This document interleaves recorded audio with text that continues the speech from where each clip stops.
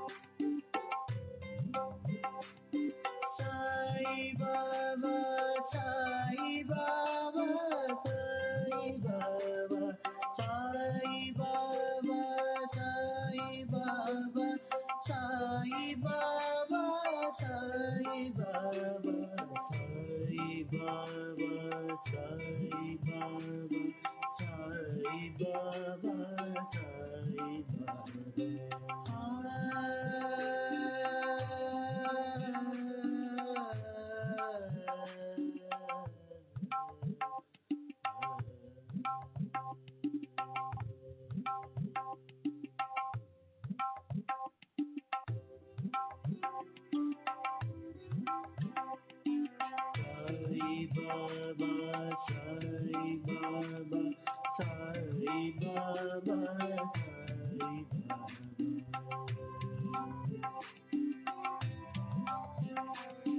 Sai Baba, Sai Baba, Sai Baba, Sai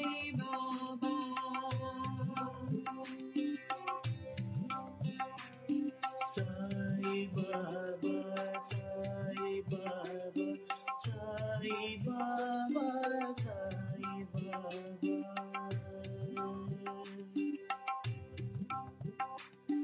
Sai Baba, Sai Baba, Sai Baba, Sai Baba.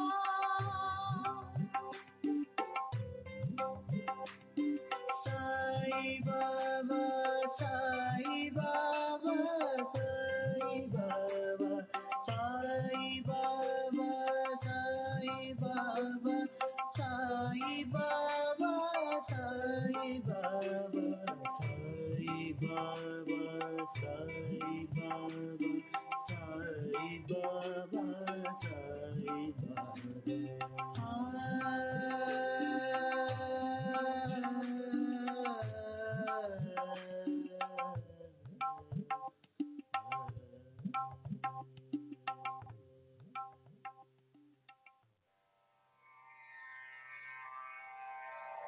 Shri सच्चिदानंद सद्गुरु साईनाथ महाराज की जय। सद्गुरु श्री साईनाथुनि शरद बाबू जी की जय।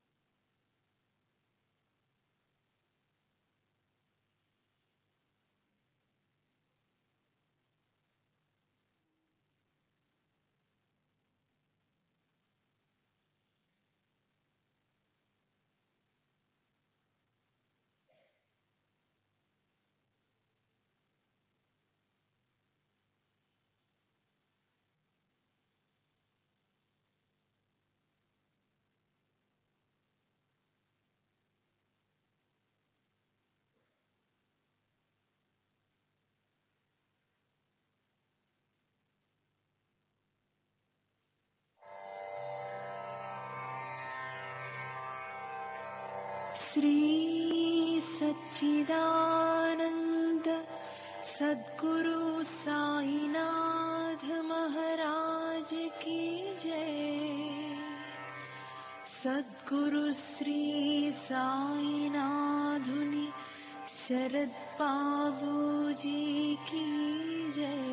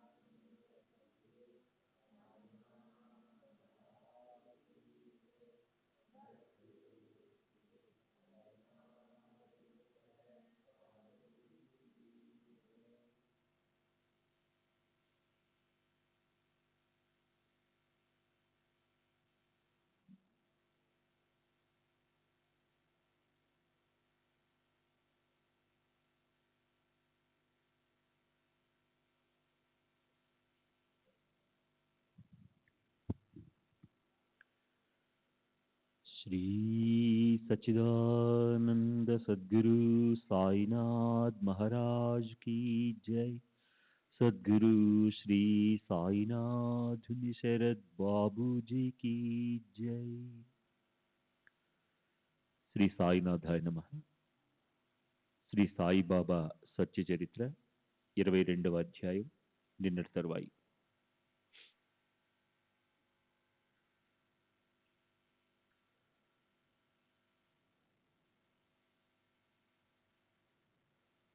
తేలు తన జాతి మూలంగా మహాభయంకరమైనది. అవకాశం వస్తే తన జాతి స్వభావాన్ని చూపిస్తుంది కూడా. అలాంటి భయం కలిగిన మాట నిజం. అయితే బాబా ఆజ్ఞ కూడా దృఢమైంది కనుక దాన్ని చంపడానికి చేయి ముందుకు రాలేదు. ఇక్కడ శ్రోతలకు సహజంగానే సందేహం కలగొచ్చు. ప్రాణాలను తీసే తేలుని చంపటం తప్ప, అది కొండి విసిరితే ఏమైనా సుఖమా? దాన్ని ఎందుకు చంపకూడదో అర్థం కాదు. పాము, తేలు ఇంకా ఇతర విష ప్రాణులను ఎవరూ ఎప్పుడూ నిర్లక్ష్యం చేయకూడదు. మరి బాబా వాటిని వదిలేయమని ఎందుకంటారు? శ్రోతల సందేహం నిజమే. నాకు కూడా అదే సందేహం కలిగింది. అయితే ఇదివరకటి ఓ సందర్భంలోని బాబా వాణిని వినండి. ఓసారి దీనికన్నా కూడా పెద్ద ఇబ్బంది కలిగింది. షిరిడిలో కాకాసాహెబ్ దీక్షిత్ వాడాలో మేడ మీద కిటికీ దగ్గరికి ఓ భయంకర సర్పం వచ్చింది.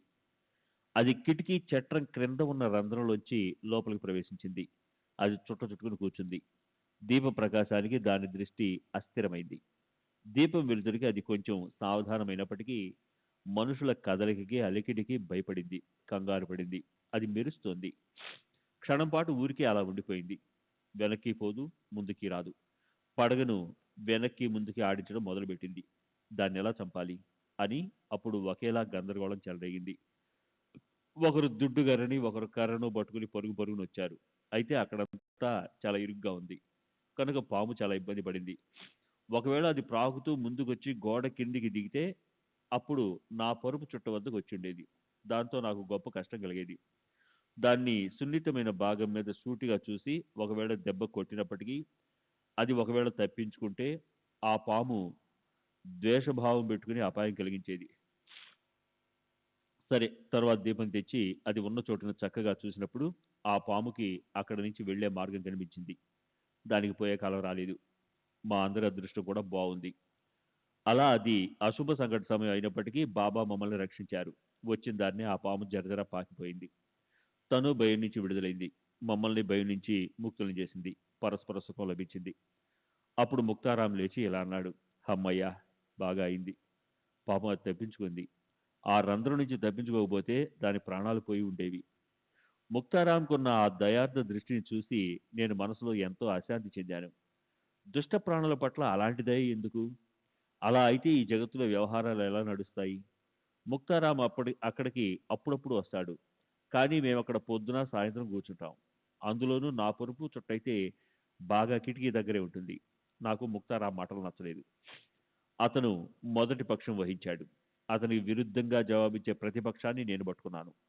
వాద వివాదాలు బాగా జరిగాయి. అయితే నిర్ణయం మాత్రం అలాగే ఓ పక్కనుండిపోయింది. ఒకరు పామును చంపాలి, ఒక్క క్షణం కూడా దాన్ని నిర్లక్ష్యం చేయకూడదన్నారు. మరొకరు నిరపరాధులైన జీవులపై ద్వేషభావం ఎందుకు పెట్టుకోవాలి అన్నారు.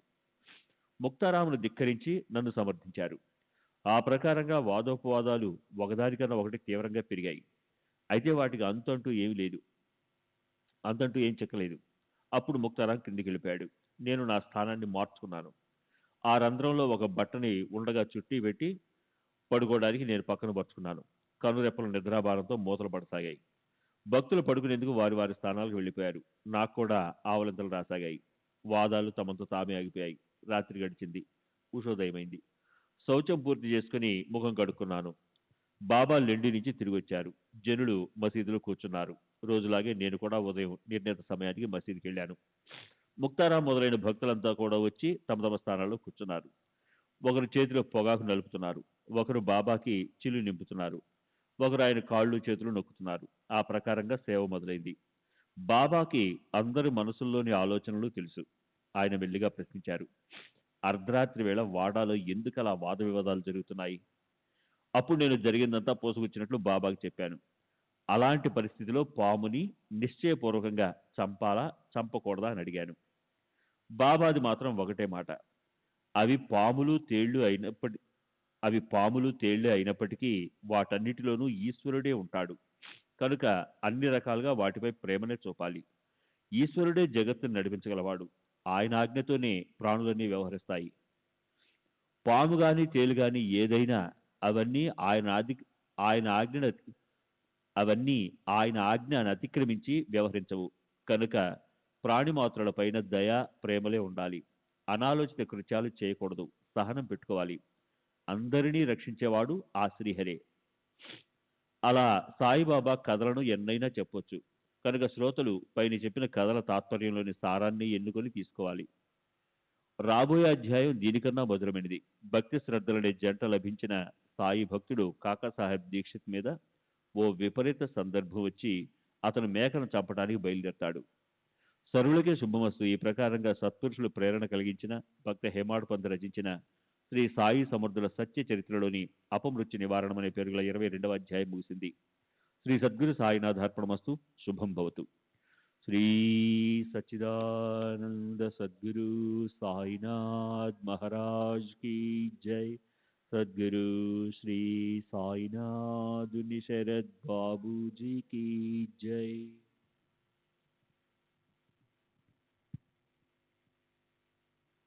23వ అధ్యాయం గురు భక్తి లీలా దర్శనం.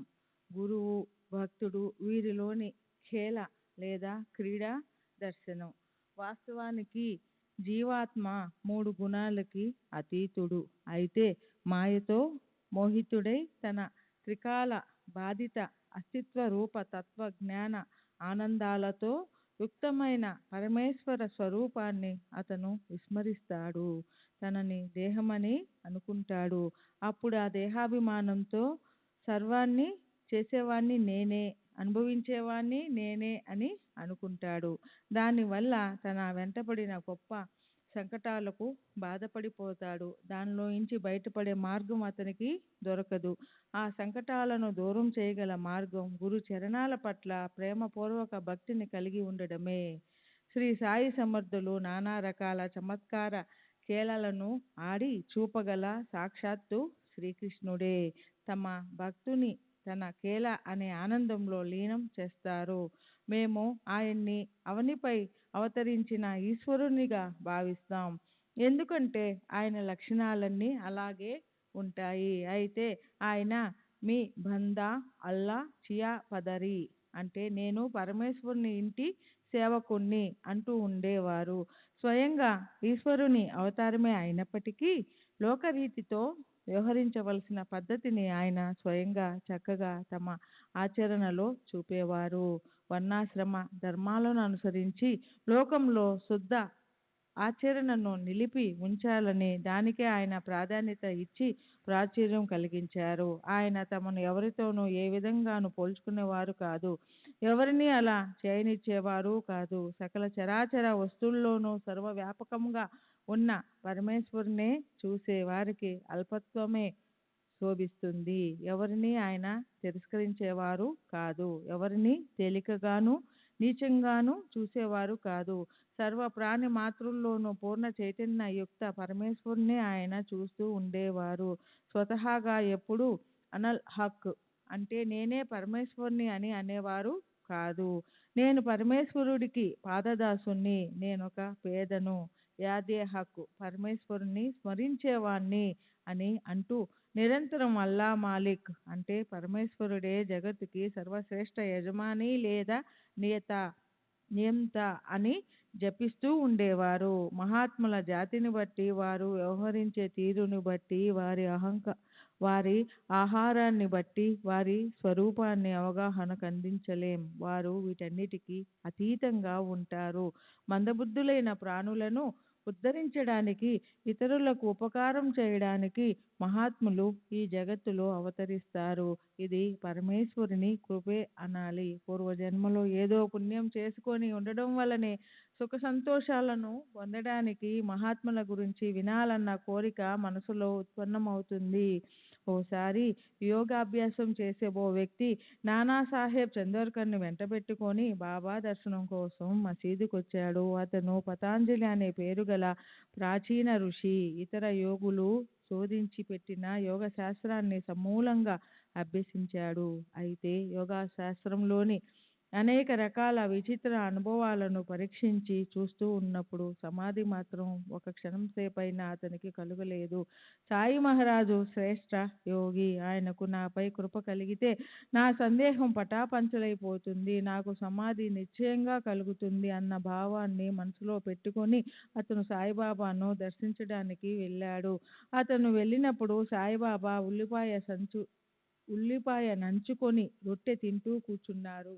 బాబా పాచిపోయిన రొట్టె, ఎండిపోయిన ఉల్లిపాయను నోటి ముందు పెట్టుకోవడం చూసి ఈయన నా శంకను ఎలా తీరుస్తారు అని ఆ యోగాభ్యాసం చేసేవాడికి గొప్ప సందేహం కలిగింది. యోగాభ్యాసం చేసేవాడికి సంశయం కలిగిన మాట నిజమే, కానీ సాయిబాబా సర్వజ్ఞులు. ఆయన ఇలా అన్నారు, నానా, ఉల్లిని జీర్ణించుకోగల వారే తినాలి. ఎవరికి దాన్ని బాగా జీర్ణించుకోగల శక్తి ఉందో వారే హాయిగా తినాలి. ఉల్లిపాయ తామస ప్రవృత్తిని, అంటే సోమరితనం, బుద్ధికి జడత్వం మొదలైన వాటిని ఉత్పన్నం చేస్తుంది కనుక యోగ సాధనలో దాన్ని వదిలేయాలి అంటారు.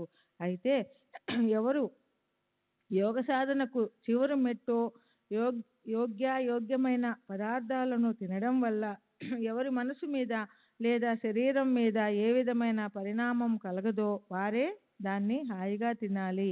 బాబా అన్న ఈ మాటలు విని యోగాభ్యాసం చేసే అతను మనసులో సిగ్గుపడ్డాడు. సరళము శుద్ధము అయిన మనసుతో బాబాని శరణన్నాడు. సరే, తరువాత బాబా తమ ఆసనంపై కూర్చున్నాడు. ఆ యోగాభ్యాసం చేసేవాడు మనసులో ఏ విధమైన సంశయాన్ని పెట్టుకోకుండా బాబా వద్దకొచ్చి కూర్చున్నాడు. బాబాని దక్షతతో ప్రశ్నించి సంశయాలకు సమాధానాలు పొంది విభూదిని, ఆశీర్వచనాలను తీసుకొని ఆనందం పొంగిపొర్లే మనసుతో తిరిగి వెళ్ళిపోయాడు. అలాగే బాబా కథలను భక్తులు భక్తిభావంతో వింటే వారి బాధాకరమైన వ్యాధులు, వివేక బుద్ధిని నాశనం చేసే గొప్ప అరిష్టాలు నశించిపోతాయి. మురికి నీటితో నిండి ఉన్న గుంట ఎంతో చిన్నదిగా విపరీతమైన దుర్వాసనతో ఉన్నప్పటికీ పంది అందులోనే దొర్లుతూ నిస్సంశయంగా దాన్ని అత్యంత శ్రేష్టమైన సుఖంగా భావిస్తుంది. మానవుడి జీవాత్మ చిలుకల పద్ధతి కూడా అదే. ఒకరు శరీరంలో ఉంటే మరొకరు పంజరంలో బంధించబడి ఉంటారు. చిలుకకి స్వతంత్రాన్ని పోగొట్టుకున్నప్పటికీ దానికి పారతంత్యే బావున్నట్లు అనిపిస్తుంది. బావిలో ఉండే కప్పలాగా ఆ చిలుకకి పంజరంలోనే తనకు పూర్తి సుఖం ఉన్నట్లు అనిపిస్తుంది. దానికి స్వతంత్రంలో ఉన్న సుఖం గురించి తెలియనే తెలియదు. విషయాలలో ఆసక్తుడైన జీవాత్మ కూడా అలాగే ఉంటాడు. నా పంజరం ఎంత బాగుంది, అందులోని బంగారం కమ్మిపై తిరగడం ఎంత బాగుంది, తలకిందులుగా అయినప్పటికీ బాగుంటుందది. ఆ బంగారు కమ్మి నుంచి నా పాదాలని కొంచెం కూడా వదిలిపెట్టకూడదు. పంజరం నుంచి బయటకు పోతే ఈ సుఖం నాకు దొరకదు. దానిమ్మ గింజలు, నాకెంతో ఇష్టమైన మిరపకాయల ఆహారం నాకిక్కడే దొరుకుతుంది. నేనే నా సుఖాన్ని పోగొట్టుకున్న దాన్నవుతాను. అయితే ఆ చిలుకకు సరైన సమయంలో అసంకల్పితంగా సందర్భం కలిగి వస్తుంది. ప్రేమ దాన్ని తడుతుంది.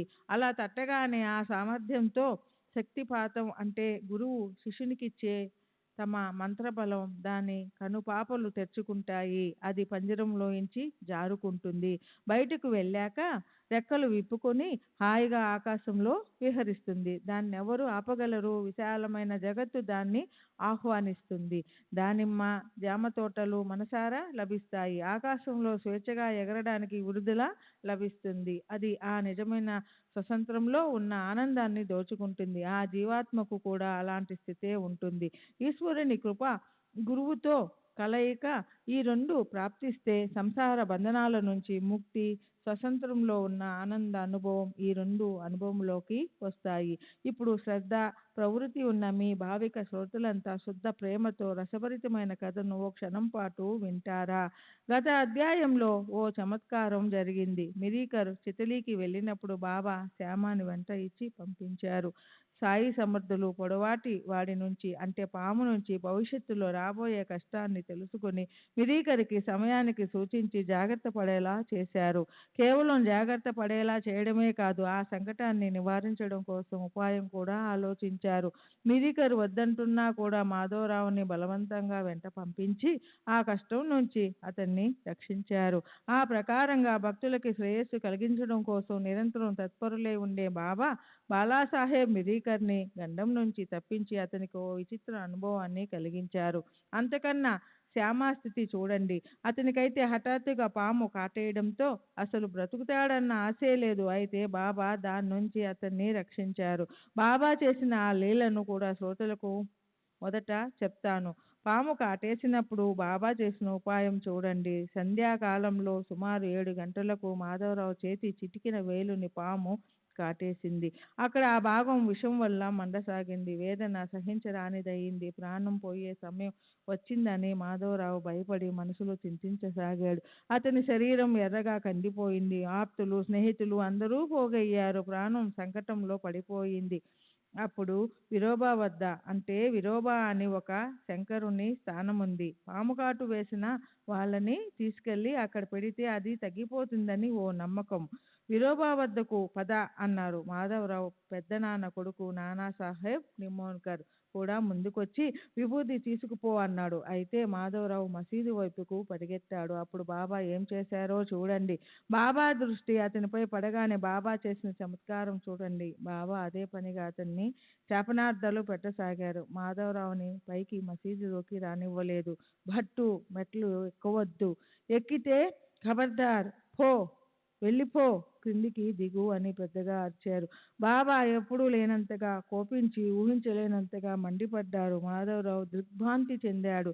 బాబా నన్ను ఇలా కఠోర శబ్దాలతో ఎందుకు తిడుతున్నారు అని మాధవరావు బాగా భయపడ్డాడు. అతనికేమీ తోచలేదు. అతని ధైర్యం సడలిపోయింది.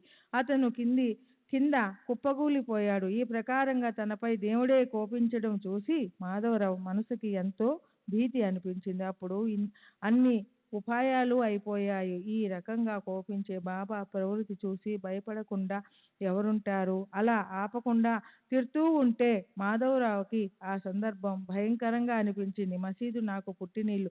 నేను సాయిబాబా కడుపున పుట్టిన బిడ్డనై ఉండగా ఈ రోజు ఈ కొడుకు మీద ఇంత అనివార్యంగా ఆయన ఎందుకు కోపిస్తున్నారు? సర్పం కాటేసింది. ఈ విషయాన్ని తల్లితో కాక మరి ఎవరితో మొరపెట్టుకోవాలి? ఇదేం న్యాయం? ఆమె కళ్ళతో తన్నేస్తే పిల్లవాడు దీనంగా అరవకుండా ఉంటాడా? చిన్న పిల్లవాడికి తల్లితో ఉండే అనుబంధం లాంటిదే మాధవరావుకి బాబాతో ఉండే అనుబంధం. శ్రీ సచ్చిదానంద సద్గురు సాయినాథ్ మహారాజ్ की जय। सद्गुरु श्री साईनाथुनि शरद बाबूजी की जय। ఈ రోజు ఈ పరిస్థితి ఎందుకు వచ్చింది? తల్లే కోపంతో వదిలేస్తే పిల్లలను ఎవరు చూసుకుంటారు? మాధవరావు తాను బ్రతుకుతానన్న ఆశకు నీళ్ళొదిలేశాడు. కానీ కొద్దిసేపు గడిచి బాబా శాంతించిన తరువాత మాధవరావు ధైర్యం చేసి పైకి వెళ్ళి కూర్చున్నాడు. అప్పుడు బాబా ఇలా అన్నారు: ధైర్యం వదలకు, మనసు కష్టపెట్టుకోకు, నీవు బాగవుతావు, చింతను వదిలేసేయ్.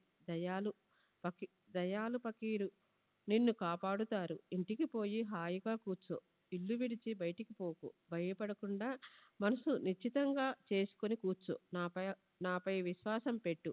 తరువాత మాధవరావు ఇల్లు చేరుకున్నాక బాబా తాతయ్య కోటే పాటిల్తో అతని పరిస్థితి ఎలా ఉందో కనుక్కోమని ఇలా కబురు పెట్టారు. నిద్రపోవద్దని అతనితో చెప్పు, ఇంట్లోనే తిరుగుతుండమను, తినాలనిపిస్తే హాయిగా తినమను, కానీ నేను చెప్పింది మాత్రం విచారపూర్వకంగా తప్పకుండా పాటించమని చెప్పు. కాకాసాహెబ్ దీక్షిత్తో కూడా ఆ రాత్రి మళ్ళీ ఇలా అన్నారు. అతనికి నిద్ర తెరలొస్తాయి, కానీ నిద్రపోనీయవద్దు. సరే, అలా ఆ జాగ్రత్తలు పాటించేసరికి అతని బాధలు దూరంగా పోయాయి. చిటికిన వేలుకు విషపు బాధ మిగిలి ఉన్న మాట నిజమే, కానీ అది కూడా తరువాత బాగైపోయింది. కారుణ్యమయి సాయి జనని భక్తులపై కృప చూపటానికి వ్యాకులం చెందుతుంది. భయంకరమైన ఆ గండం గడిచింది. బట్టు పైకెక్కవద్దు అన్న బాబా మాటల ప్రతాపం ఏమిటో బాబా మాధవరావుకి చూపించారా? లేదు. ఆ మాటలు మాధవరావుని ఉద్దేశించినవి కావు. అవి పాము కాటుతో ఎక్కే విషానికి కఠిన ఆజ్ఞ. ఎక్కావంటే కబడ్దార్ అన్న సాయి నోటి నుంచి వచ్చిన ఆ తీవ్రమైన ఆజ్ఞను విని విషం పైకెక్కటం ఆగిపోయింది. అది ఆ తరువాత పైకెక్కలేదు. అంతేకాదు, పో, వెళ్ళిపో,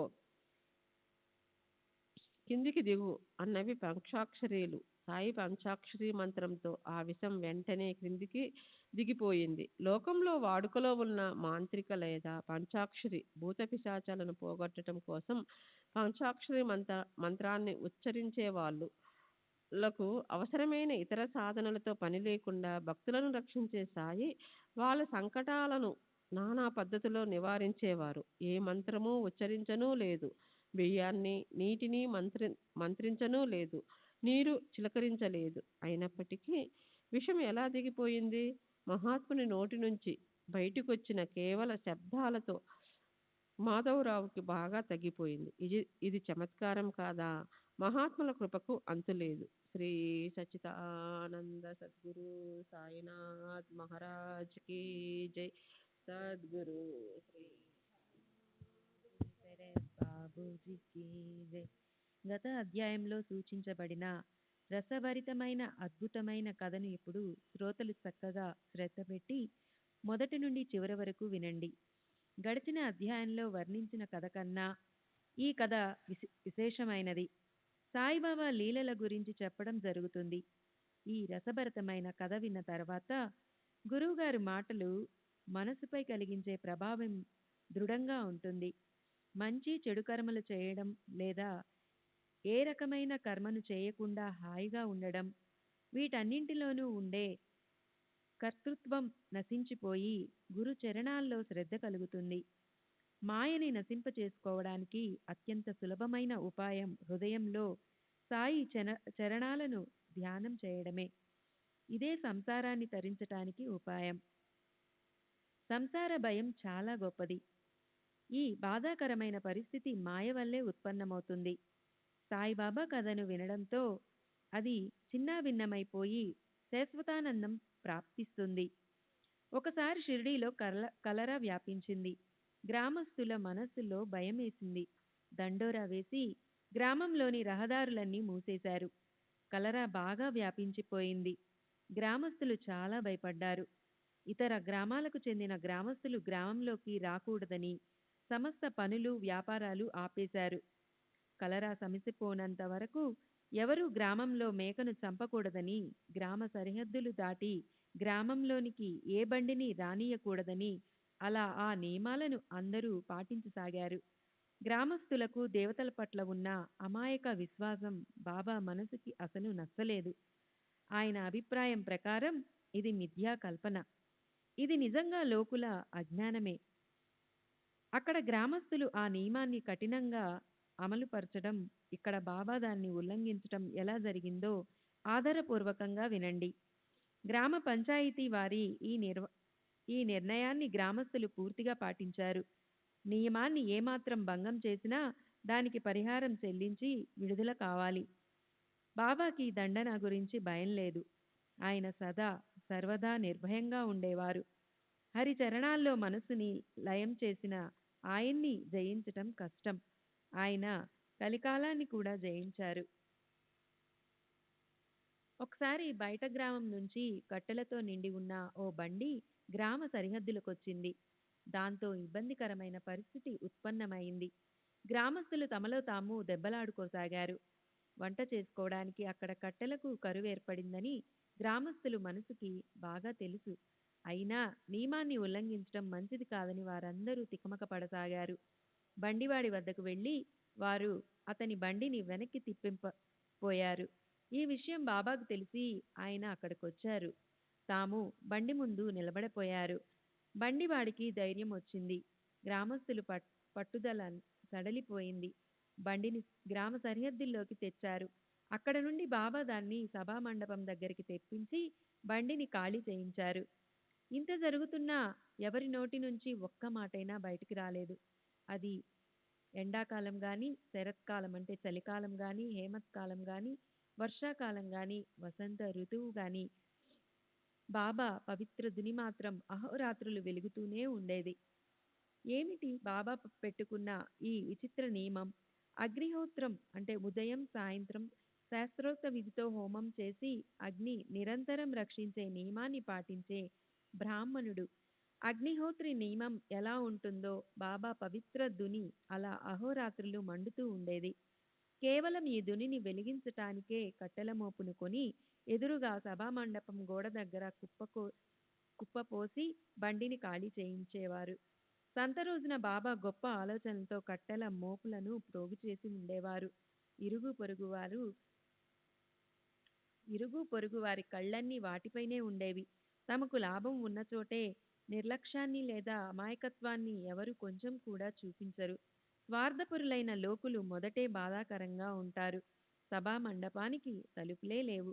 అందువల్ల వారికి బాగా అవకాశం లభించేది. అలా కట్టెలతో అవసరం ఉన్న వాళ్ళకి, దొంగలకి ఇద్దరికీ సమానమైన లాభం కలిగేది. సాయిబాబా గొప్ప పరోపకారి. వారు గొప్పదనాన్ని ఎలా వర్ణించగలను? బయటకు చూడ్డానికి ఆయన భయం కలిగించేలా లేదా కఠినంగా కనిపించినట్టు ఆంతర్యంలో ఆయన ఎంతో మృదువుగా ప్రశాంతంగా ఉండేవారు. వారి గొప్పతనానికి పరిమితి లేదు. వాణి తన అభిమానాన్ని వదిలేసి నమ్రతతో ఆయన చరణాలకు వందనం చేసినప్పుడే ఆ గొప్పతనాన్ని వర్ణించగలుగుతుంది. సరే,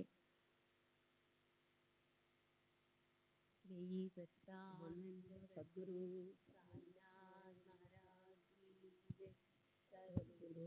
శ్రీ సాయినాథుని శరత్ బాబూజీకి జై.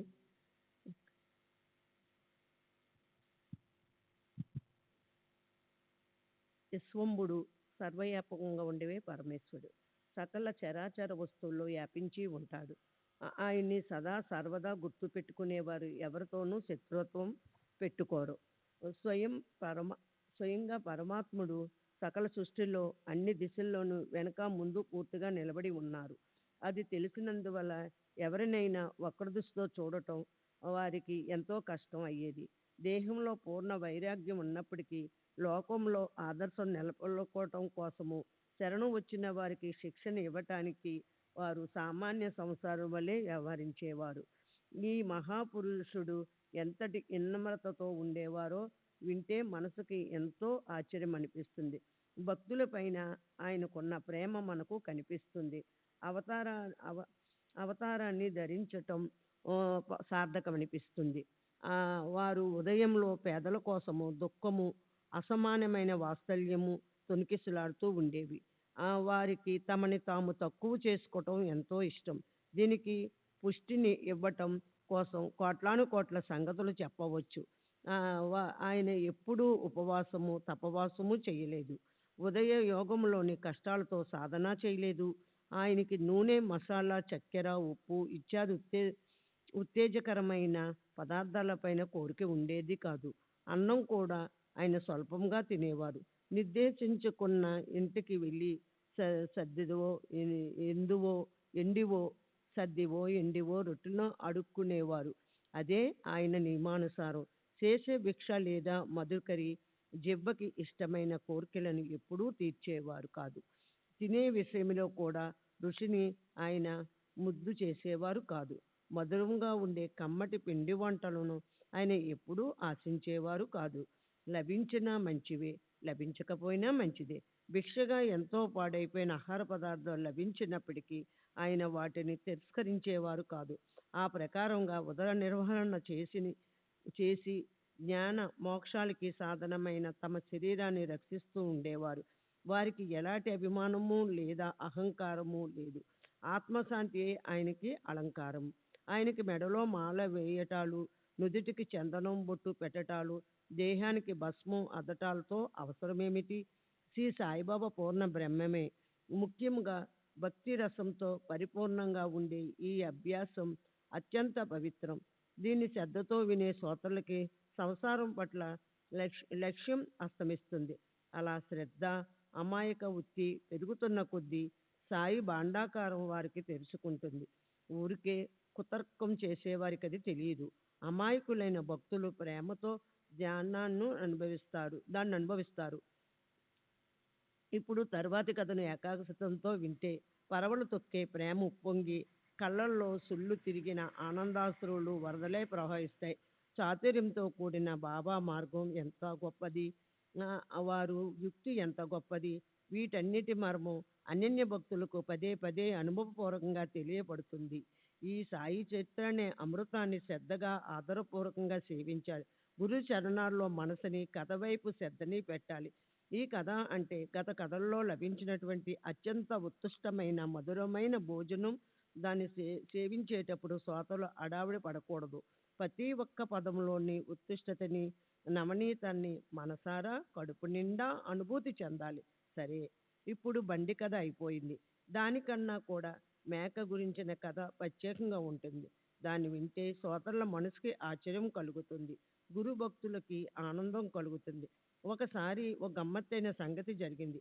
ఎవరో గాని ఒక మేకను తెచ్చారు. అది ఎంతో బలహీనంగా ఉండి చనిపోవటానికి సిద్ధంగా ఉంది. దాన్ని చూడటానికి జనులు పోగయ్యారు. దానికెవరూ యజమాని లేరు. దాన్ని సాయి తల్లి రక్షిస్తుంది. కుంగి కుసించిపోయిన వారు, నిరాధారంగా ఉండేవారు, దుఃఖంతో బాధపడేవారు ఆ మసీదులో విశ్రాంతి తీసుకునేందుకు వచ్చేవారు.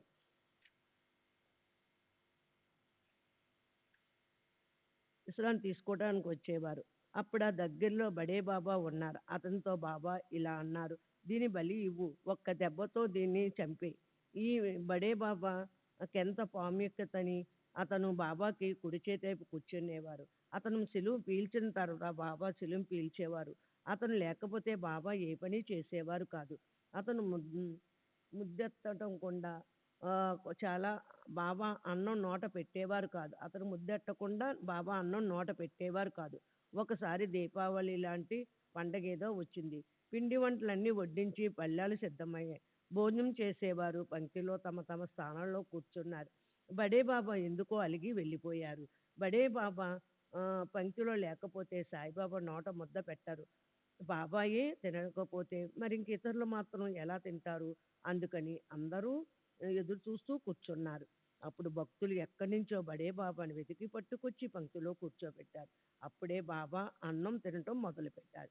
సరే, ఇప్పుడు జరుగుతున్న కథను వదిలేసి బడే బాబా గురించి కొంచెం సమాచారాన్ని శ్రోతలకి వినిపించాలని అనిపించింది. విషయాంతరం చేసే అసంబంధమైన కథ అని ఎవరూ అనుకోకండే.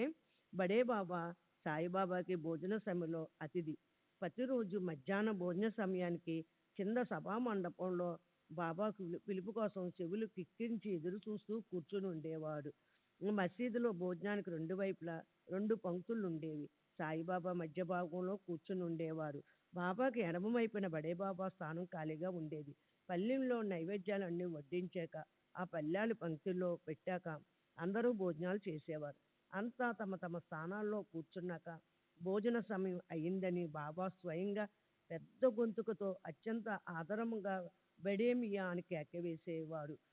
బడే బాబా చటుక్కున నమస్కరించి మసీదు పైకి వచ్చేవారు. నిష్కారణంగా అన్నం మీద అలిగే వాళ్ళని ఎలా ఆదరించటం? అన్నాన్ని అవమానించే వాళ్ళకి ఇంత గొప్ప ప్రాముఖ్యత ఎందుకు? అయితే ఈ రీతి రివాజులన్నీ లోకులకు ఆదర్శం కోసం బాబా స్వయంగా ఆచరించి చూపేవారు. అతిథిని పంక్తిలో కూర్చోబెట్టకుండా అన్నం తినటం యోగ్యం కాదు. గృహస్థుల కోసం భక్తుల సంకటాలను దూరం చేయగల శాస్త్రాలు పెట్టిన ఈ నియమాన్ని బాబా ఎన్నడూ ఉల్లంఘించకుండా స్వయంగా పాటించేవారు. అతిథి సత్కారం చేయటంలో కోరుకున్న లాభం కలుగుతుంది, అప్రియమైన అనర్థాలు నశిస్తాయి. అలా చేయకపోతే తప్పకుండా భయంకరమైన సందర్భాలు వస్తాయి. కనుక తెలివిగల వారు అతిథులను పూజిస్తారు. అతిథులు భోజనం చేయకపోతే పశువులు, పుత్రులు, ధాన్యం ఇవన్నీ నశిస్తాయి. అతిథికి ఒకవేళ ఉపవాసం చేయవలసిన పరిస్థితి వస్తే అది అనర్థాన్ని ఆహ్వానించినట్లే. బడే బాబాకి ప్రతిరోజు సాయి సమర్థులు 50 రూపాయలు ఇస్తుండేవారు. వీడుకోలిస్తూ స్వయంగా ఓ 100 అడుగులు అతనితో పాటు నడిచేవారు. చైతన్యోపనిషత్తు అనువాకం చూడండి. అతిథి దేవో భవ అంటే అతిథిని దైవంగా భావించాలి.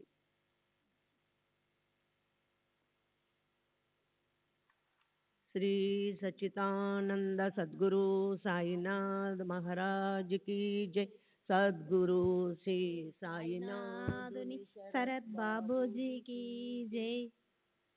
మేకని చంపటానికి బడే బాబా వచ్చినప్పుడు అనవసరంగా దీని నేల కోసేయాలి అని అతని నోట వెంట సబబు అయిన మాట బయటకు వచ్చింది. మాధవరావు అప్పుడక్కడే ఉన్నాడు. అప్పుడు బాబా అతన్నిలా ఆజ్ఞాపించారు. శ్యామ, నువ్వేలా వెళ్ళి నువ్వేనా వెళ్ళి కత్తి తీసుకురా. మేకను ఇప్పుడు మనం కోద్దాం. విశ్వసనీయుడైన మాధవరావు గొప్ప భక్తుడు. రాధాకృష్ణబాయి వద్దకు పోయి అతను కత్తి తెచ్చాడు. బాబా ముందు పెట్టాడు. ఆ కత్తి తేవటానికి మాధవరావుకి ఎంతో బాధ కలిగినప్పటికీ అతనిచే ఆ కత్తి తెప్పించకుండా ఉండాలని బాబా మనసు కనిపించలేదు. ఇంతలో ఆ కబురు రాధాకృష్ణబాయి చెవిన పడింది. ఆమె మనసులో దయగలిగిన కత్తిని తిరిగి వెనక్కి తెప్పించేసుకుంది. తర్వాత మాధవరావు మరో కత్తిని తీసుకురావటానికి వెళ్ళాడు. కానీ అతను తన చేత్తో ఆ మేక హత్య చేయబడుతుందని అక్కడే వాడాలోనే కూర్చుండిపోయాడు. అప్పుడు కాకాసాహెబ్ దీక్షిత్ మనసుని పరీక్షించాలని బాబా అతన్నిలా ఆజ్ఞాపించారు. నువ్వు వెళ్ళు, మేకను కోయటానికి కత్తి తీసుకురా, వేదన నుంచి దాన్ని విడిపించు. వేదన నుంచి దాన్ని విడిపించు. కాకాసాహెబ్ దీక్షిత్ ఎంతో మేలిమి వన్నెగల బంగారం. అది బాబాకు తెలిసినప్పటికీ దాన్ని పుటం పెట్టకపోతే, ఎర్రగా అయ్యే వరకు వేడి చేసి దాన్ని పరీక్షించకపోతే జనుల కళ్ళకి తృప్తి కలగదు. బంగారం మేలిమేదో లేక కత్తిదో. కత్తి అంటే స్వల్పధార గల తదువు కలిపిన గీటురాయిపై పరీక్షించకుండా అది మేలిమి అని లోకులు విశ్వసించారు. వజ్రం వైభవాన్ని ప్రాప్తింపచేసుకోవటానికి సమ్మెట దెబ్బలను సాహసించవలసి వస్తుంది. రాతికి దైవత్వపు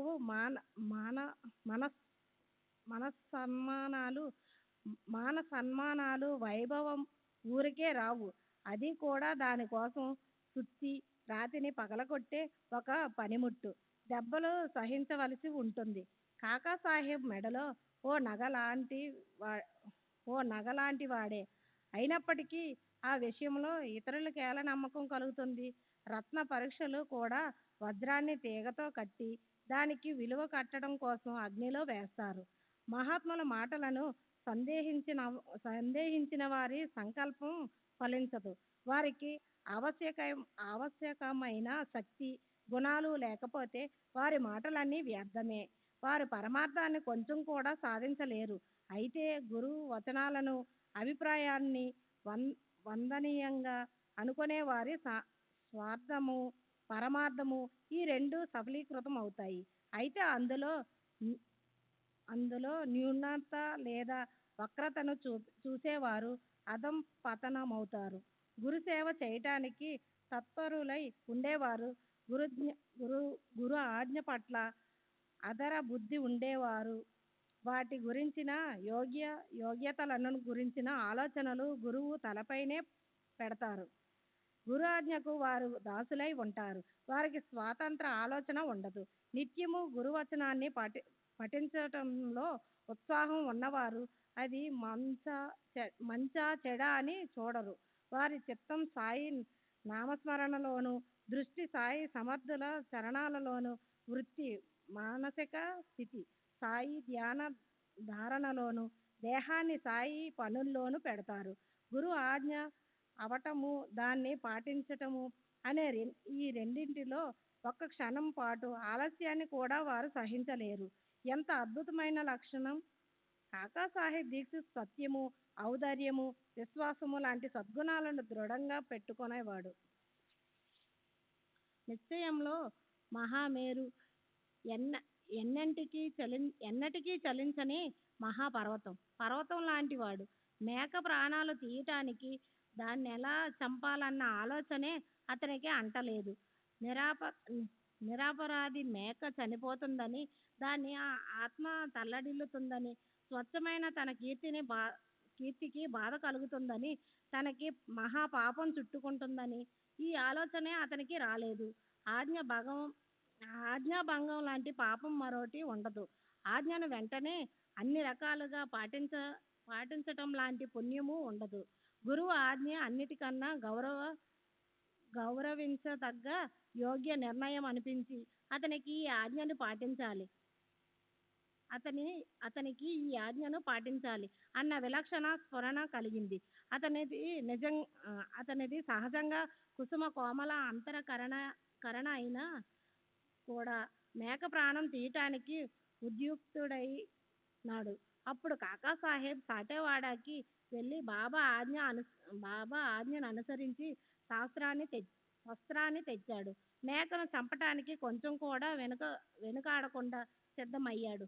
అతని దేహంలో ప్రవేశించిన ఈ శౌర్యానికి కారణం గురువాజ్ఞను పరిపాలించాలన్న అతని నిశ్చయమే. కాకా శస్త్రాన్ని చేత్తో పట్టుకొని మనసుని దృఢం చేసుకున్నాడు. అతను పవిత్రమైన బ్రాహ్మణ కులంలో జన్మించాడు. జన్మించిన నాటి నుండి అహింస పాత్రాన్నే చేస్తున్నాడు. అలాంటి వాడికి ఇలాంటి సద్భావం వచ్చింది. అతని చేతులు హత్య చేయటానికి ఎలా ముందుకొస్తాయి? గురువాజ్ఞను పాటించాలని మళ్ళీ ఒకసారి అతను దృఢంగా నిశ్చయించుకున్నాడు. అయినప్పటికీ అతని గుండె దడదడా కొట్టుకుంది. ఒళ్ళంతా ముచ్చెమటలు పోసాయి. కాయవాచ మనస కఠినమైన శబ్ద ప్రహారమే చేయాలని వారికి శస్త్ర ప్రహారం చేయవలసి వచ్చింది. సరే, సంభవమైనదే సంభవించింది. గురు వచనాలను ఉపేక్షించిన వారికి అంతకంటే మరో దురుద్దేశం ఉండదు. వారి పూర్వజన్మ పుణ్య కర్మలు సమూలంగా నశిస్తాయి. శోభస్కరమైన ఏ నగల కన్నా కూడా మరింతగా శోభించేవి గురు ఆజ్ఞను పూర్తిగా పాటించటమనే సద్గుణాలే. ఇదే ఉత్తమ శిష్యుల చిహ్నం. గురువు ఆజ్ఞను ఉల్లంఘించటం మహాపాపం. గురువు ఆజ్ఞను పాటించడంలో ఒక్క క్షణం కూడా వృధా చేయకూడదు. ఆ ఆలోచనను ఆపేవారు, అభ్యంతర పెట్టేవారు దురదృష్టవంతులు, హతభాగ్యులు అని తెలుసుకోవాలి. వాళ్ళు మానవ రూపంతో ఉన్న కొమ్ములు లేని పశువులేనని తెలుసుకోవాలి. ఆజ్ఞను పాటించటానికి అది యోగ్యతమైన వేళ. అవునా కాదా అని, ఆజ్ఞ మంచిదా చెడ్డదా అని దాన్ని వెంటనే చేయాలా లేక కొద్దిసేపు అయ్యాక చేసినా పర్వాలేదా అని చూడకూడదు. వెంటనే ఆజ్ఞను పాటించేవాడు తెలివి కలవాడు. ఆలస్యం చేసేవాడు దౌర్భాగ్యుడు. అప్పుడు దీక్షిత్ ఒక చేత్తో దావతి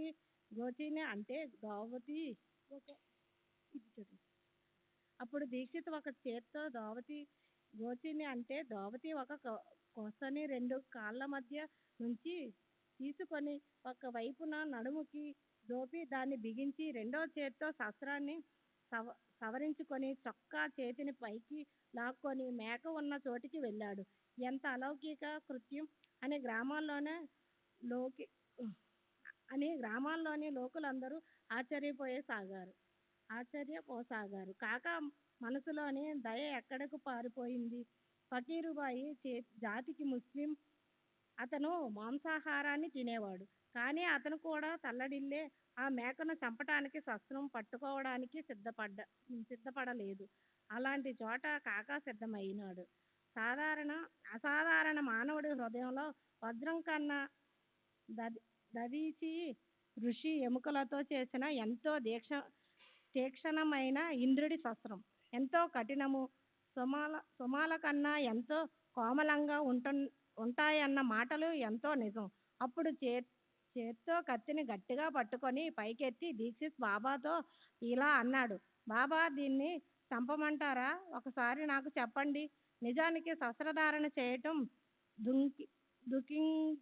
దుఃఖితులను రక్షించటం కోసమే. అలాంటి శాస్త్రంతోనే నిరపరాధి మేకను చంపటమేలా? అయితే గురుసేవ చేస్తున్నప్పుడు ప్రాణాన్ని వెచ్చించటానికి సంకోచం సంకోచం ఎందుకు? అయినప్పటికీ హడావడిగా మేకను చంపబోతుంటే దీక్షిత్ హృదయంలో దయ ఉప్పొంగింది. కత్తి పట్టుకొని అతని చెయ్యి ఆగిపోయింది. ముందుకు రాలేదు. అప్పుడు ఇక చంపేసేయ్, అలా చూస్తున్నావేం అని బాబా చివరి ఆజ్ఞను విని దెబ్బ వేసేందుకు ఉత్తేజం కలిగి అతను కత్తి పట్టుకొని చేతిని విసురుగా పైకెత్తాడు.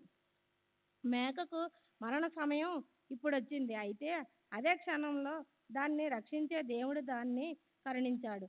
ఇప్పుడు నిశ్చయంగా మేకను కడత క- కొడతాడన్న విషయం గమనించి సాయి జనని చివరి వరకు ఆగితే అనార్థం జరుగుతుందని అరే పోనీ అలాగే ఉండని, కాక ఆపు, చేయి వెనక్కి తీసుకో, ఎదురు ఎందుకురా ఈ క్రూరత్వం? బ్రాహ్మణుడివై ఉండి ఇలా హింస చేయటానికి నీ మనసుకి బాధ అనిపించటం లేదా అన్నారు. అది విని కాక కత్తి కింద పడేశాడు. చిన్న పెద్ద అందరూ ఆశ్చర్యపోయారు. మేక ప్రాణ సంకటం నుంచి తప్పించుకుంది. బాబా గురుభక్తి మహిమను ఎంతో ఎత్తైన శిఖరం మీద పెట్టారు. శ్రీ సచిదానంద సద్గురు సాయినాథ్ మహారాజ్ की जय. सद्गुरु श्री साईनाथुनि शरत बाबूजी की जय.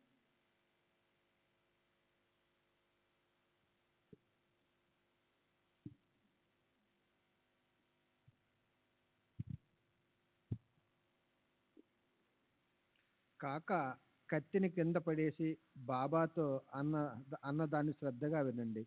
బాబా, మీ అమృత వాక్కులే మాకు ధర్మశాస్త్రాలు. మాకు మరో ధార్మిక ఆచరణ లేదా నియమము తెలియదు. మాకు సిగ్గు శరము లేవు. గురువాజ్ఞను పాటించడమే మా వాస్తవిక స్వరూపము. ఇదే మాకు వేద శాస్త్రము. గురువు ఆజ్ఞ పూర్ణంగా పాటించటమే శిష్యుల శిష్యత్వము. ఇదే మా భూషణము. గురువాజ్ఞను అనాదరించటమే అన్ని విధాల దోషదాయకము, నింద్యము. గురువాజ్ఞను పాటించటం వల్ల మేము సుఖిస్తామా లేక దుఃఖిస్తామా అన్న పరిణామం అంటే మాకు లెక్కలేదు. అదృష్టంలో ఎలా ఉంటే అలా జరుగుతుంది. భారమంతా పరమేశ్వరునిదే. బాబా, మాకు ఒకటే తెలుసు, మీ నామాన్ని నిత్యము గుర్తించుకోవాలి, మీ స్వరూపాన్నే కళ్ళల్లో నింపుకోవాలి, రాత్రింబవళ్ళు మీ ఆజ్ఞను పాటించాలి. హింస గురించి అహింస గురించి మాకు తెలియదు. మమ్మల్ని తరింపు చేసేది సద్గురు చరణాలే. వారు ఎందుకు ఆజ్ఞాపించారన్న ఆలోచనని మా మనస్సులోకి మేము రానియము. దీన్ని అన్ని పద్ధతుల్లో పాటించడమే మా కర్తవ్యము అని మాకు తెలుసు. గురువాజ్ఞ స్పష్టంగా ఉన్నప్పుడు అది యోగ్యమా అయోగ్యమా, లాభమా హానికరమా అన్న ఆలోచనతో గురుసేవ నుంచి తప్పించుకునే శిష్యులు అధఃపతనమవుతారని నాకు తెలుసు. గురువాజ్ఞను ఉల్లంఘించటమే జీవుడికి అధఃపతనము. గురువాజ్ఞను పూర్తిగా పాటించటమే ముఖ్యమైన ధర్మాచరణ. మా చిత్తము సదా గురుచరణాల్లోనే నిమగ్నమై ఉంటుంది. ఆ పనిలో మా ప్రాణాలు పోయినా దాని గురించి మాకు లెక్కలేదు. గురువు ఆజ్ఞే మాకు అన్ని రకాలుగా గౌరవించదగిన నిర్ణయము. దాని పరిణామము లేదా అంతము ఆయనకే తెలియాలి. మాకు అర్థము అంటే కీర్తి, సత్తా, సంపత్తి ఇత్యాదుల నుంచి లభించే సుఖము లేదా అనర్థము అంటే గొప్ప సంకటము, ఈ రెండూ తెలియవు. మాకు మా స్వహితము పరహితము తెలియవు. మాకు కేవలము గురు కార్యం సిద్ధింప చేయటం మాత్రమే తెలుసు. అదే మా పాలిట పరమార్థము. గురు వచనాల ముందు ఏది మంచి, ఏది చెడు, ఏది చెయ్యాలి, ఏది చేయకూడదు అన్న వాటి గురించిన నియమముతో అసలు పని లేదు. శిష్యుల లక్ష్యం గురువాజ్ఞను చక్కగా పాటించడమే మీదే ఉంటే వారిని రక్షించే భారం గురువు మీదే ఉంటుంది. మేము మీ ఆజ్ఞకు దాసులము. యోగ్యాలను మనసులోకి రానియ్యము. సందర్భం వస్తే ప్రాణాన్ని పణంగా పెడతాము, కానీ గురువచనాలు పాటించడాన్ని మాత్రం వదలము. మూల స్వభావత ఎంతో దయాశీలత గల వాడు రాయిలా కఠినమయ్యాడు. ముస్లింలు కూడా చేయటానికి ధైర్యం చేయని బ్రాహ్మణుడు చేయటానికి తయారైనాడు. ఇది శ్రోతలకు అసంభవం అనిపిస్తుంది, కానీ అది సద్గురువు చేసిన ఇంద్రజాలము. ఒకసారి గురువు మాటలు పాటించడానికి తయారైతే అప్పుడు అందులోని రహస్యం బట్టబయలు అవుతుంది. ఓసారి ఆయన ఆశ్రయించి ఆయన పాదాల్లో అచంచల విశ్వాసం పడితే అప్పుడు శిష్యుల గురించిన చింత ఆయన పెట్టుకుంటాడు. శిష్యునికి ఏ మాత్రము కష్టపడవలసిన అవసరం ఉండదు. ఆయన పాదాలను స్వయంగా అన్ని విధాల శరణు అంటే ఎలాంటి భయము ఉండదు. గురువే కేవలము అతని విశ్వాసము. ఆయనే అతన్ని అవతలి తీరానికి తీసుకెళ్తారు. శిష్యులు 3 రకాలు: ఉత్తములు, మధ్యమ, అధములు. ప్రతి ఒక్కరిని గురించి అత్యంత వివరంగా స్పష్టం చేసి చెప్తాను. గురువు చెప్పకుండానే వారి మనసులోని కోరికను తెలుసుకున్న వెంటనే ప్రత్యక్ష ఆజ్ఞ కోసం ఎదురు చూడకుండా సేవించేవారే ఉత్తమ శిష్యులని తెలుసుకోవాలి. గురువు ఆజ్ఞాపించిన తర్వాత ఎంత మాత్రం ఆలస్యం చేయకుండా, ఏమాత్రం బీరుపోకుండా సంపూర్ణంగా దాన్ని పాటించే వారినే మధ్యమ శిష్యుల అనాలి. గురువు ఆజ్ఞాపిస్తూనే ఉన్నా చేస్తా అంటూ ఉండటం, అడుగడుగున పొరపాటు చేసే వారిని అధమ శిష్యులని తెలుసుకోవాలి. దేహములో శ్రేష్ఠ వైరాగ్యము లేకుండా నిత్యం అంటే ఏమిటో, అనిత్యమంటే ఏమిటో విచారించని వారు గురువు ఎదురుగానే జన్మహత ఉన్నప్పటికీ వారికి గురుకృప కలగమంటే ఎలా కలుగుతుంది? అలాగే వేరొక వేళ గురు చరణాల్లో అఖండంగా శ్రద్ధ పెడితే వారి కోర్కెలను ఈశ్వరుడు ఈడేరుస్తాడు. వారిని వెంటనే నిష్కాములను చేసి అత్యంత శ్రేష్ఠ ఆప్తుడైన పరమేశ్వరుడు వారిని శాంతింపజేస్తారు. శ్రద్ధకు బలం కావాలి, పైన ప్రజ్ఞకు కూడా గొప్ప బలం కావాలి. వాటితో సహనం వచ్చి స్థిరంగా కలవాలి. అప్పుడు పరమార్థం ఖచ్చితంగా వచ్చే పక్కన నిలబడుతుంది. అక్కడ శ్వాసాలను నిలపవలసిన అవసరం లేదు. అపాన ఉదాన మొదలైన ప్రాణవాయువు, ప్రాణ అపాన వ్యాన ఉదాన సమానమని శరీరంలో 5 ప్రాణవాయువులు ఉంటాయని యోగశాస్త్రంలో అంగీకరించబడింది. ఆ శుద్ధ చేయనవసరం లేదు. లేదా హఠయోగంలోని సమాధి, ఉద్బోధ అంటే సమాధి నుంచి మళ్ళీ స్పృహలోకి రావటాలు కూడా అవసరం లేదు. ఈ సాధనలని మనకి కష్టము. శిష్యుని భూమిక అంటే సిద్ధమయ్యాక సద్గురుని ఫలం రావటానికి ఆలస్యం అవ్వదు. ఆయనైతే అనుగ్రహం చూపటం కోసం సదా తత్పరులే ఒంటి పాదం మీద నిలబడి ఉంటారు. సగుణ రూప సాక్షాత్కార అనుభవం కేవలం భక్తులకి అనుభవించడానికే లభిస్తుంది. భావికులు మనసులోనే భక్తి ఉత్పన్నమవుతుంది.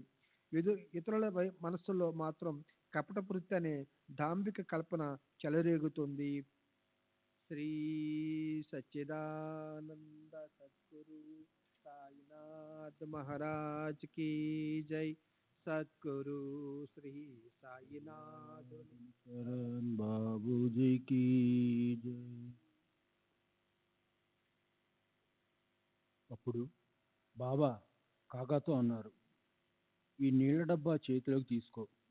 నేనిప్పుడు దాన్ని ముస్లిం ధర్మం ప్రకారం విధిపూర్వకంగా చంపి దానికి సద్గతి ప్రసాదిస్తాను.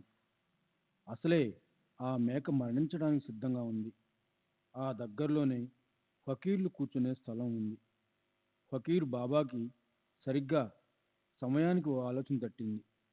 అతని ఆలోచన ప్రకారంగానే తకియాకి తీసుకెళ్లి మేకను చంపమని బాబా అతనికి అనుమతి ఇచ్చారు. అయితే వేరే చోటుకి ఆ మేకను తీసుకెళ్తున్నప్పుడది దారిలోనే మరణించింది.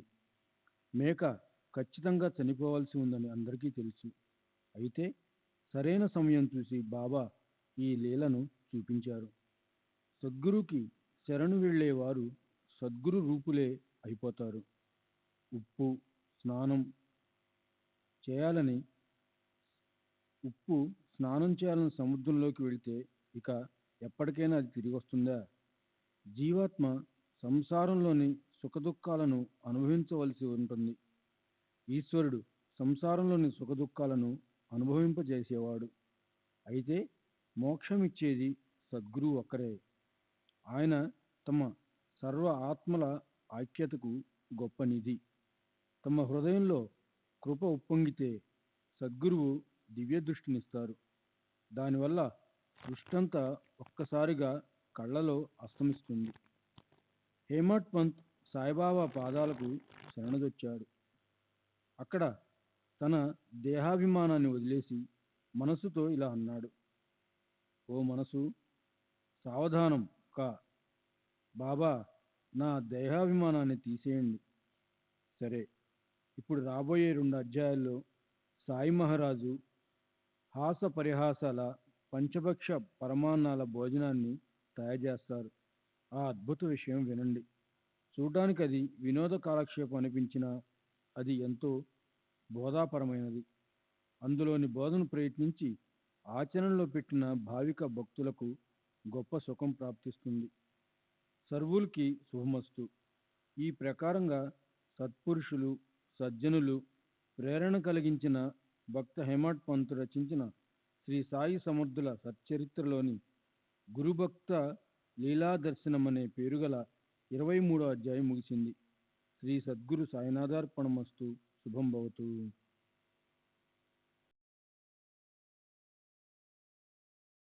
साईनाथ महाराज की जय। सद्गुरु श्री साईनाथ शरण बाबू जी की जय।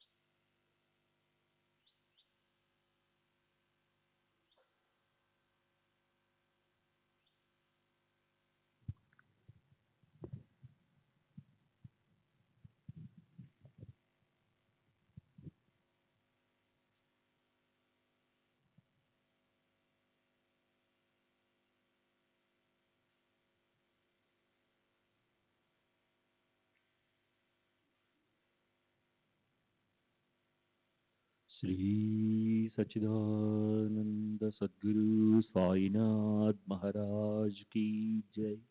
सद्गुरु श्री साईनाथ शरद बाबू जी की जय। साई रहम नजर करना, बच्चों का पालन करना। साई रहम नजर करना, बच्चों का पालन करना। जाना तुमने जगत पसारा, सब ही झूठ जमाना। जाना तुमने जगत पसारा, सब ही झूठ जमाना। साई रहम नजर करना, बच्चों का पालन करना, साई रहम नजर करना, बच्चों का पालन करना। मैं अंधा हूँ बंदा आपका, मुझसे पथ दिखलाना। मैं अंधा हूँ बंधा आपका, मुझसे पथ दिखलाना। साई रहम नजर करना, बच्चों का पालन करना। साई रहम नजर करना, बच्चों का पालन करना। दास गणों कहे अब क्या बोलूं, थक गई मेरी रसना। दास गणों कहे अब क्या बोलूं, थक गई मेरी रसना। साई रहम नजर करना, बच्चों का पालन करना। साई रहम नजर करना, बच्चों का पालन करना। रहमो नजर करो अब मोरे साई, तुम बिना नहीं मुझे माँ बाप बाई। रहमो नजर करो मैं अंधा हूँ बंदा तुम्हारा। मैं अंधा हूँ बंदा तुम्हारा। मैं ना जानू, मैं ना जानू, मैं ना जानू अल्लाह इलाही। रहमो नजर करो, रहमो नजर करो अब मोरे साई। तुम बिना नहीं मुझे माँ बाप बाई। रहमो नजर करो काली जमाना मैंने गमाया। काली जमाना मैंने गमाया। साथी आखिर का, साथी आखिर का, साथी आखिर का तुम बिना कोई। रहमो नजर करो, रहमो नजर करो अब मोरे साई। तुम बिना नहीं मुझे माँ बाप बाई। रहमो नजर करो अपने मस्जिद का झाड़ू गड़ो है। अपने मस्जिद का झाड़ू गड़ो है। मालिक हमारे, मालिक हमारे, मालिक हमारे तुम बाबा साई। रहमो नजर करो, रहमो नजर करो अब मोरे साई। तुम बिना नहीं मुझे माँ बाप बाई। रहमो नजर करो। श्री सच्चिदानंद सद्गुरु साईनाथ महाराज की जय। सद्गुरु श्री साईनाथ निशरद बाबू जी की जय।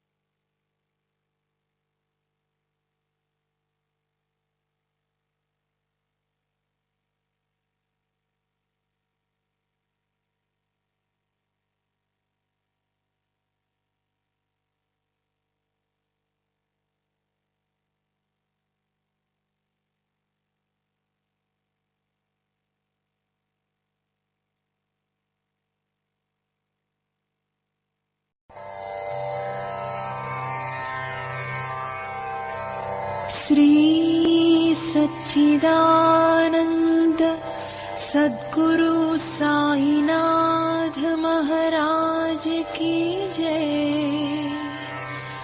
सद्गुरु श्री साईनाथुनि शरद बाबूजी की जय।